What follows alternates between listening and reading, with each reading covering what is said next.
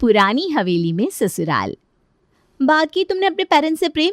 नहीं की ना, करोगे भी नहीं, जानती हूँ मैं तुम्हें, क्योंकि तुम्हें करनी नहीं शादी, तुम्हें तो बस डेटिंग करनी है, डेटिंग। अरे क्या बात करनी है प्रिया, 100 बार तो बोल दिया तुम्हें कि कोई प्रॉब्लम नहीं होगी हमारी तरफ से। मेरे घर वाले बड़े चिल है। अरे तुम पहले मुंह तो खोलो।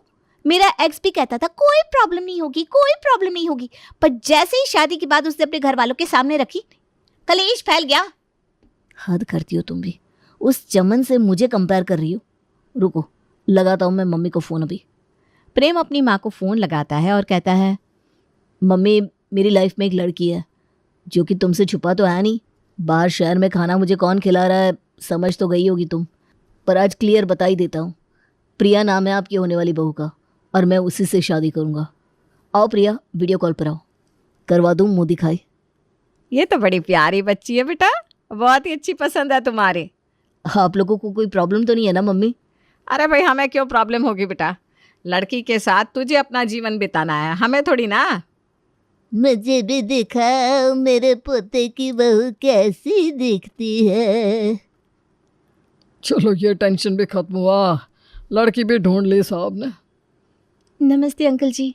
जीती रहो बेटा, जीती रहो, और इस लड़के की संगत से जरा बच कर रहो वरना तुम्हें भी बिगाड़ देगा।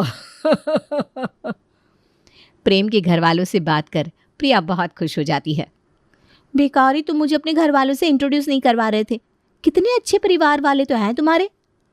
हाँ, वो तुम अभी एक बार मिली हो ना, धीरे धीरे तुम्हें भी समझ में आ जाएगा। और समझ आने भी लगता है। प्रिया ने अपनी इंस्टाग्राम में एक फ़ोटो पोस्ट की थी, जिसे देखकर उसकी होने वाली जेठानी से रहा नहीं जाता और वो सीधा प्रेम को फ़ोन लगा देती है। ये क्या बात हुई प्रेम, ऐसी तस्वीर कौन डालता है इंस्टाग्राम पर? वहाँ तुम लोग कुछ भी करो कोई देख नहीं रहा, पर कम से कम ऐसी ओछी तस्वीर इंस्टाग्राम पर तो मत डालो, यहाँ आसपास वाले क्या सोचेंगे। प्रिया के इंस्टाग्राम पर कितने रिलेटिव्स हैं हमारे घर की बहू बनने वाली है, उसे खुद सोचना चाहिए कुछ डालने के पहले। तुम्हारे भैया ने जैसे ही वो फोटो देखी, उनकी तो नज़र शर्म से झुक गई। अरे यार, हो गए ड्रामा शुरू। अब हाँ भाभी, मैं समझाता हूँ प्रिया को। फ़ोन रखकर प्रेम सीधा इस बारे में प्रिया से बात करता है। तुम्हारी भाभी ने तो हद ही कर दी प्रेम, हर वक्त मुझे वीडियो कॉल ही करती रहती है। अरे क्लासेस में भी तो हो सकती हूँ ना मैं। उस दिन तो मेरे पीछे उन्होंने तुम्हारा शर्ट देख लिया और कहने लगी कहीं तुम दोनों साथ में तो नहीं रहते, बताओ। और अब ये टॉप का ड्रामा। अरे भाई, यहाँ सब पहनते हैं ऐसे कपड़े, समझाओ ना अपनी भाभी को। नहीं नहीं मैडम जी, आप ही कह रही थी ना अपने घर वालों से मिलवाओ मुझे, कितने कूल हैं सब, कितने अच्छे हैं। तो भुगतो, तुम्हें ही जाना था जॉइंट फैमिली के घर में शादी होकर। हो गई हमारी पढ़ाई पूरी, अब कर लेते हैं शादी, चलो मेरे घर। पागल वागल हो क्या, मुझे नहीं जाना तुम्हारे उस 2 कमरे के फ्लैट में। तुम्हारी वो पुरानी हवेली है ना जिसकी कहानी तुम सुनाते रहते हो, उसे बेचने की बात करो ना अपने घर पर। तुम्हारे हिस्से में जो पैसे आएंगे उससे हम दिल्ली में ही फ्लैट ले लेंगे, सेपरेट भी रहेंगे और साथ भी। ये बहुत सही कहा तुमने, इस बारे में भैया से बात करता हूँ। प्रेम इस बारे में अपने भाई से बात करता है। निकेतन तो पहले ही उस हवेली को बेचने के लिए तैयार बैठा था, अपने भाई का साथ पाकर उसे हिम्मत आ जाती है। देख लो, इसे कहते हैं बीवी की चिंता। अभी प्रिया आई भी नहीं और उसके लिए सेपरेट फ्लैट लेने की सोच रहा है तुम्हारा भाई। और एक तुम हो जो मुझे ऐसे घर में लेकर आए जहाँ सास तो है, सास की सास भी है। अब जल्द से जल्द इस हवेली को बेचने की बात करो, हम भी जरा सेपरेट हो। यहाँ हवेली बेचने की बात तो चल रही थी, पर साथ ही साथ वहाँ प्रेम और प्रिया की शादी की भी बात उठने लगी थी। प्रिया और प्रेम के रिलेशन के बारे में प्रेम के पूरे परिवार को पता चल गया था और उन पर प्रेशर आ गया था, इसलिए प्रेम के घर वाले सीधा प्रिया के घर शादी का रिश्ता लेकर पहुंच जाते हैं। प्रिया के परिवार वाले तो राजी थे ही। शादी कर प्रिया जॉइंट फैमिली के फ्लैट में आ जाती है। 2 हफ्ते हो गए मुझे आए। भाभी अब छेड़िए ना बात हवेली बेचने की, मैं नहीं हूँ, अगर मैंने कहा तो अजीब लगेगा ना। ठीक है, मैं बात शुरू करती हूँ, बाकी तुम सुर मिला देना। दोनों देवरानी जेठानी जाकर सभी के सामने हवेली बेचने की बात कह देती है। इसे सुनते ही चारुलता गुस्से में खड़ी हो जाती है। पीछे पड़ गए हो तुम सब के सब, क्यों बेचनी है तुम लोगों को हमारी हवेली? पापा आप समझाइए ना दादी को, अब हमारे फ्यूचर के बारे में भी तो सोचिए आप। इतने छोटे से फ्लैट में हम 2 भाई, मेरा बच्चा, सब कैसे रहेंगे? अब आगे जाकर प्रेम को भी तो बच्चे होंगे, फिर ये 2 रूम के फ्लैट में हम सब रहेंगे कैसे? हवेली बेचकर जो पैसे आएंगे उससे हम एक बड़ा घर ले लेंगे शहर के बीचों बीच। 30 साल हो गए हवेली गए, यादें बहुत है वहाँ, पर बच्चे भी ठीक कह रहे हैं माँ, कब तक पुरानी चीज़ों से लगाव रखोगी, बेच देते हैं हवेली को। ठीक है, बेच दो हवेली को, पर मेरी एक शर्त है, हवेली तभी बिकेगी जब तुम सब एक साथ पूरे 3 महीने हवेली में गुजारोगे, उसके बाद बेच देना। ये कैसे जिद है दादी? यहाँ हॉल में सोकर अच्छा लग रहा है क्या तुम्हें? हवेली बड़ी तो है, कम से कम सेपरेट कमरा तो मिलेगा, गुजार लेंगे 3 महीने। और पूरा का पूरा शेखावत परिवार बस से निकल जाता है राजस्थान अपनी हवेली की ओर। ये इतनी गंदी बदबू कहाँ से आ रही है? बंद हवेली देखकर कोई किसी लाश को ठिकाने तो नहीं लगाकर चला गया यहाँ? हे भगवान! अरे हटो, बाजू हो तुम सब, कोई किसी लाश को ठिकाने लगा कर चला जाए, वो भी मेरी हवेली में। किसी की इतनी औकात नहीं है। वो तो हवेली की दोनों ओर नाली है बड़ी बड़ी, उसी से बदबू आ रही है। याद है माँ, बचपन में कैसे मैं इस नाली में गिर गया था। जिस दिन मेरे पापा आपको देखने आए थे तब भी नाली साफ करने आप नाली में ही उतरे हुए थे। नालियों के बीच में हवेली कौन बनाता है? दोनों तरफ नाली और घर के पीछे पेड़। घर के पीछे पेड़ नहीं है, घर के अंदर पेड़ है। सही कह रही हूँ ना दादी? हाँ बहू, बिल्कुल सही कह रही है, पहली बार कुछ सही बोला। अब दरवाजा खोल, तब तो तुझे प्रभु के दर्शन होंगे। निकेतन दरवाजा खोलता है और घर के बीचों बीच होता है एक पेड़, खुला हुआ आंगन, चारों तरफ कमरे, बिल्कुल एक पुरानी हवेली की तरह। पीपल पेड़ को तो देखते ही चारुलता पेड़ के नीचे सर टेकने लगती है। मैं भी हाथ जोड़ूंगा पेड़ को दादी। ये सब क्या है प्रेम? इस घर की तो छत भी खुली हुई है, यहाँ से सीधा आसमान दिखाई दे रहा है। ऐसे में अगर कभी बारिश होगी तो? प्रिया ये कहती है कि उसके चेहरे पर पानी की एक बूंद गिरती है।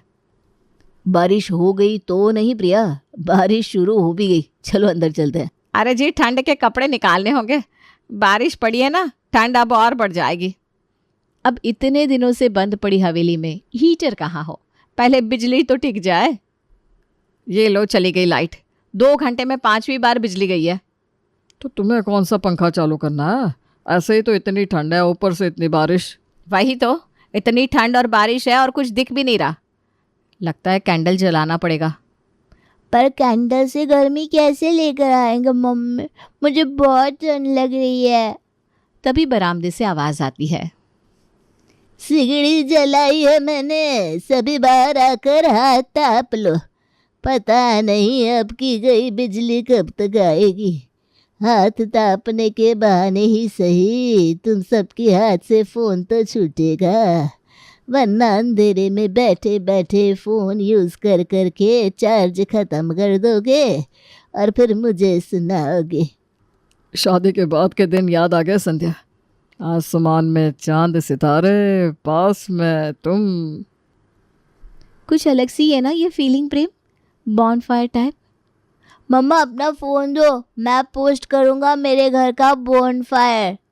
सभी उस सिगड़ी के चारों ओर बैठे हाथ ताप रहे थे। उसी वक्त श्याम YouTube पर पुरानी हवेली नाम का एक चैनल बनाता है और अपना पहला ब्लॉग अपने परिवार के साथ अपलोड करता है।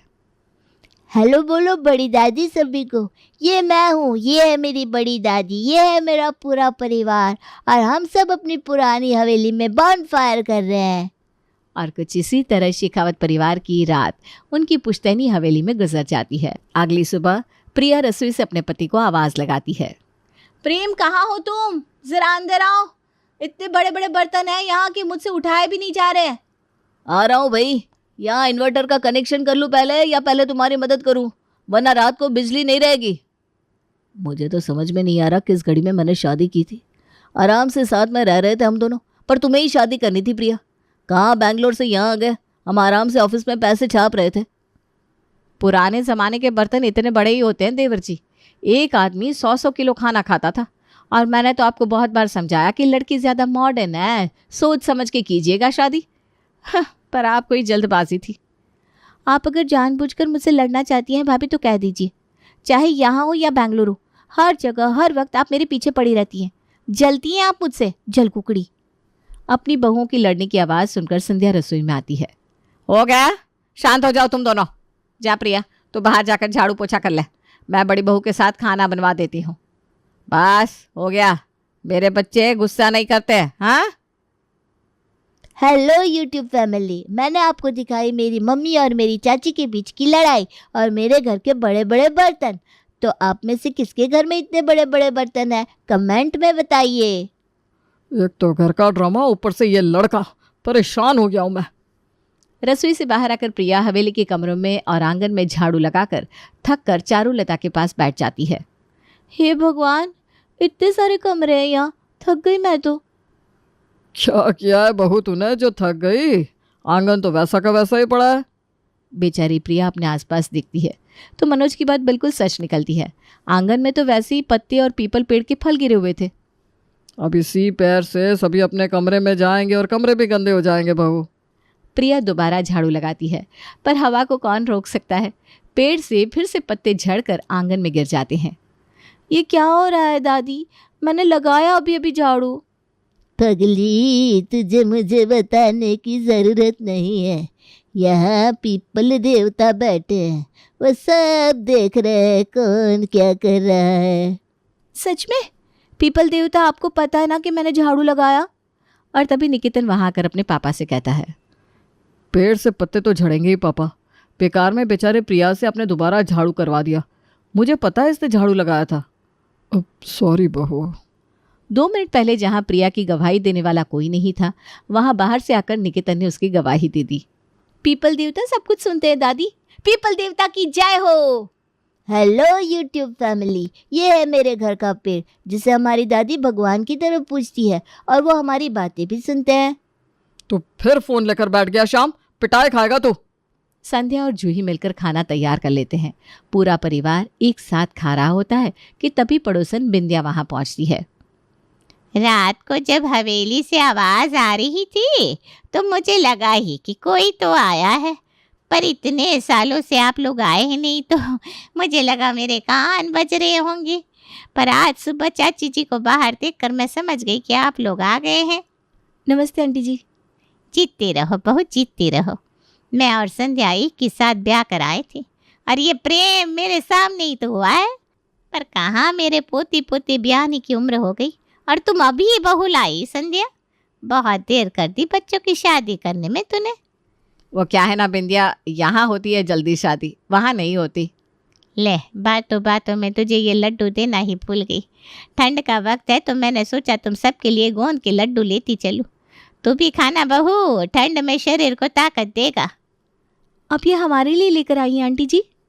गोंद के लड्डू देखकर प्रिया की आंखें भीग जाती है। वो बिंदिया के गले लग जाती है। जब मैं बाहर रहती थी तो कोई अपने प्लेट सेकने वाला भी मुझे पूछता नहीं था, और आप हमारे लिए लड्डू लेकर आई, बहुत अच्छा लगा मुझे। अब आए दिन पड़ोसी भी हवेली के पेड़ के नीचे बैठकर साथ में गप्पे लगाते और नाश्ता करते। भाभी जी घर पर है क्या? वो क्या ना, मुझे दुकान के लिए निकलना है और मेरे टॉयलेट की पाइप खराब हो गई तो पानी पास ही नहीं हो रहा। आपके घर के तो बगल में ही नाली है, आपका टॉयलेट तो सीधा नाली से कनेक्टेड है, तो पाइप में कुछ फंसने का टेंशन भी नहीं। अरे हाँ, पास में नाली होने का ये भी फायदा है, ये तो मैंने सोचा ही नहीं था। हर बुरी चीज़ में कुछ अच्छा होता ही है। 3 टॉयलेट है भाई साहब हमारे यहाँ, आपको जो ठीक लगे उसमें चले जाइए। हेलो यूट्यूब फैमिली, तो ये है मेरी पुरानी हवेली के पड़ोसियों के बीच का प्यार। यहाँ जब भी कोई पड़ोसी आता है तो कुछ खाने को लाता है, सब एक दूसरे के साथ प्यार से रहते हैं। क्या आपके भी पड़ोसी ऐसे हैं? कमेंट में ज़रूर बताइएगा। जिस हवेली को शेखावत परिवार बेचना चाहता था, आज वहीं सभी अच्छे से एडजस्ट होते दिखाई दे रहे थे। इतना कचरा निकला है छज्जे से, बाप रे बाप, इतनी गंदगी। बहुत ही अच्छा है कि बगल में नाला है तो जाकर डाल दिया, वरना कचरे को ठिकाने लगाने के बारे में सोचना पड़ता।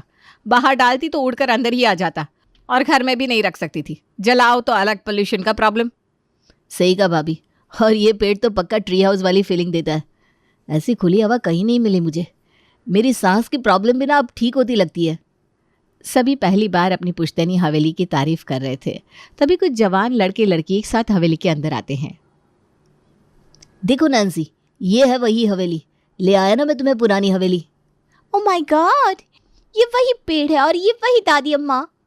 आप लोग कौन है? मैंने आपको पहचाना नहीं। पुरानी हवेली नाम का यूट्यूब चैनल है, उसी को देखकर हम सब इस हवेली को देखने यहाँ आए हैं। सिर्फ मैं नहीं, मेरे बहुत सारे फ्रेंड्स भी हैं। क्या कुछ देर हम यहाँ शूटिंग कर सकते हैं? हम पैसे भी देंगे आपको, प्लीज़। अब बोलिए पापा, आप कहते थे कि मैं बेकार का काम करता हूँ। फ़ोन पर 1 मिलियन सब्सक्राइबर हो गए मेरे यूट्यूब पर, अब तो टूरिस्ट आएंगे ही। एक काम क्यों नहीं करते भैया आप, बाहर दरवाजे पर एक टिकट काउंटर लगा देते हैं। अभी 1 महीना और है हम यहाँ, तो जितने दिन है उतने दिन कमाई कर लेते हैं। और शेखावत परिवार अपने घर के बाहर लगा देता है एक टिकट काउंटर और हर रोज़ ढेरों टूरिस्ट वहाँ आना शुरू हो जाते हैं। रात को बाप रे बाप, 10 बजे जाकर दरवाज़ा लगाया है मैंने हवेली का, लोग तो आते ही जा रहे हैं। 1 हफ्ते में 50,000 रुपये की कमाई, यानी कि 1 महीने में 2 लाख। इतनी सैलरी तो हम दोनों भाइयों की मिलाकर भी नहीं है। तू पैसे की क्यों सोच रहा है बेटा? तू तो खरीदार ढूंढ। अब तो ये हवेली किसी और की होगी, और ये कमाई भी। हम तो इसे बेचने आए थे ना यहाँ। क्या बोल रही हैं दादी? हमारा यूट्यूब चैनल चल पड़ा है, सभी को देखना है कि हम सब हवेली में कैसे रहते हैं। वहाँ से कमाई अलग हो रही है और टिकट से अलग। और वैसे बुराई भी क्या है इस हवेली में? इतनी एंटीक है, यहाँ पीपल देवता का आशीर्वाद मिलता है, और बगल में नाली है, इतने अच्छे पड़ोसी हैं। आपको वापस जाना है तो आप जाइए, मैं तो यहीं रहूँगी। 2 कमरे की फ्लैट में मज़ा ही कहाँ था, हिलने तक की जगह नहीं थी। और यहाँ तो इतनी जगह है कि कितना भी फैल कर सो, जगह बची जाती है। मैं भी यहीं रहूँगी। मतलब हवेली नहीं बेचनी? नहीं नहीं। और जिस हवेली को बेचने शेखावत परिवार एक साथ हवेली आया था, आज वही हवेली उनकी कमाई का जरिया बन गई थी। ना ही कोई अलग होता है और ना ही हवेली बिकती है, अब तो पूरा परिवार एक हो जाता है।